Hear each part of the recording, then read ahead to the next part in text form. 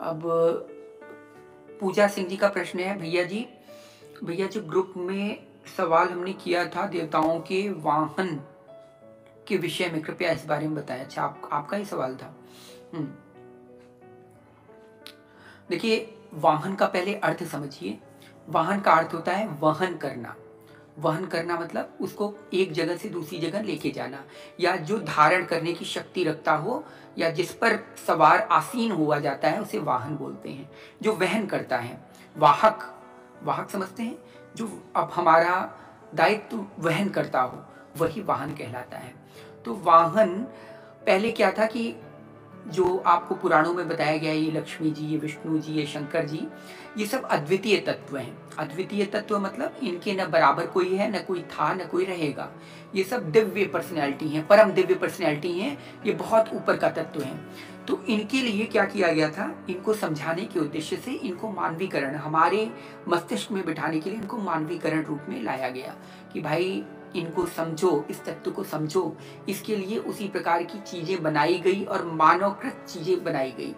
तो इन्हीं हम विष्णु भगवान, इन्हें शंकर जी ने, गणेश जी आदि हम लोगों ने बोलना शुरू किया। उसको बाद इसको वहन करने की शक्ति जिनमें रही, या जिसके अंदर, जिसको ये धारण करते हैं, उन्हें हमने वाहन बोल दिया कि इनका वाहन है। जैसे गणेश जी का वाहन कौन है? मूषक। इसका मतलब ये है, गणेश जी कौन है?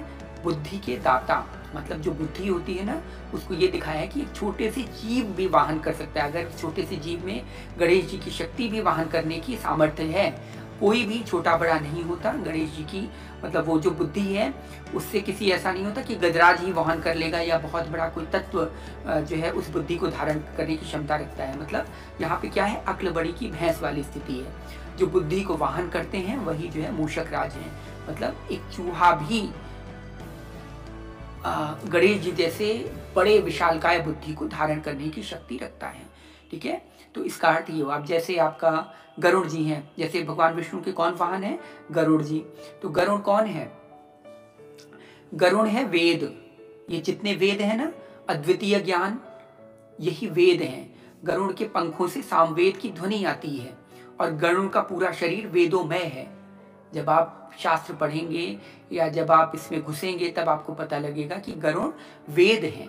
ये वेदों के ऊपर भगवान प्रतिष्ठित होते हैं। अब गरुड़ कौन है? गरुड़ सबसे आकाश की सर्वोच्च ऊंचाई पर उड़ता है, वहां से सब कुछ देख लेता है। जहां पे किसी का ज्ञान नहीं जाता या कोई भी पक्षी नहीं उड़ सकता, उस अवस्था पर गरुड़ उड़ते हैं। ठीक है, तो गरुड़ जब उड़ते हैं तो मतलब सबसे सर्वोच्च ज्ञान जिसे बोलते हैं, उस पर भगवान विष्णु अपना वहन करते हैं, मतलब अपने आप को धारण करते हैं। तो जो सर्वोच्च ज्ञान है वही विष्णु है। उसी को धारण, जब आप सर्वोच्च ज्ञान प्राप्त कर लेंगे, आपको विष्णु तत्व समझ में आ जाएगा। आप तभी विष्णु तत्व को धारण कर सकते हैं। अब जैसे शंकर जी की सवारी क्या है? बैल। बैल दिखाते हैं, नंदी बैल। तो नंदी बैल किसका प्रतीक है? नंदी बैल प्रतीक है धर्म का।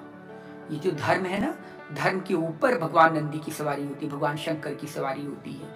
इसका अर्थ है कि भगवान शंकर या शिवत्व की अगर जिसको कामना करनी हो, वो एकमात्र धर्म धारण करे, क्योंकि भगवान शंकर उसी धर्म के आसीन पर उसी धर्म को धारण करते हैं। वो जो वाहन है धर्म, वही भगवान शंकर या शिवत्व को, शंकर मतलब कल्याण करने वाली शक्ति को धारण कर सकता है। ठीक है, तो इसीलिए धर्म को सदा अपने साथ रखें, वही भगवान शंकर, वही शिवत्व है।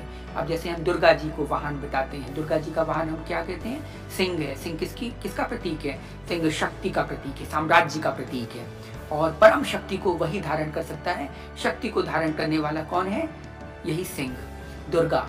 दुर्गा जी जिसे धारण करती है, जिसकी हिंसा न की जा सके, उसे सिंह बोला जाता है। सिंह का उल्टा होता है जिसकी हिंसा न की जा सके, उसको कोई नहीं मार सकता। ऐसे सिंह पर महारानी हमारी आदिशक्ति जगत जननी माँ दुर्गा उस पे विराजती हैं। ऐसे आपने देखा होगा